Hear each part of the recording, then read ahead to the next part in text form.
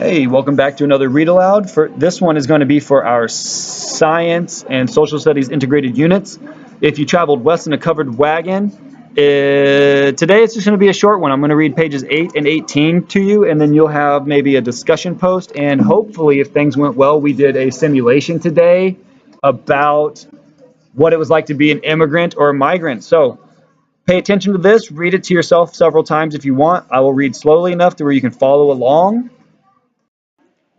Page 8, here we go. Why did some people want to travel all the way to Oregon? Well, back in the 1840s, you had heard about faraway places by reading newspapers or hearing stories told by visitors who came from the distant places. This is how people learned of a land on the other side, the west side of the Rocky Mountains. That land was called Oregon.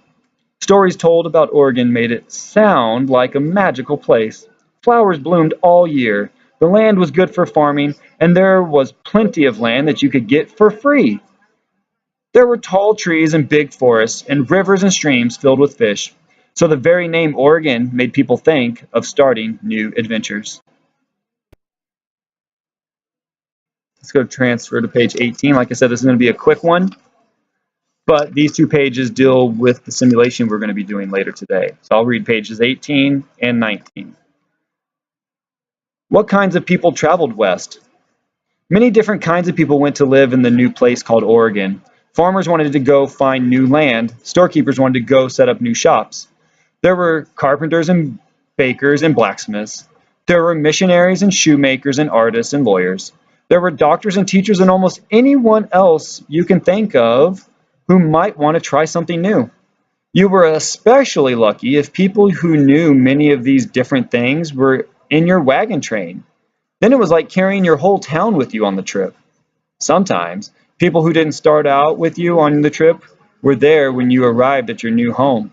That's because babies were born on the trip. If you had a new sister or brother on the trip, the wagon train would stop for a day or two. Usually several of the women knew how to help when babies were born.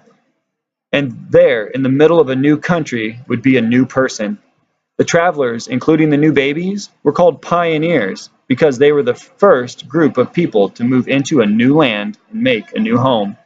So let's take a look at the discussion boards that we have on this, and let's also think about our simulation. And if we haven't done that yet, then surprise, we might be doing one later.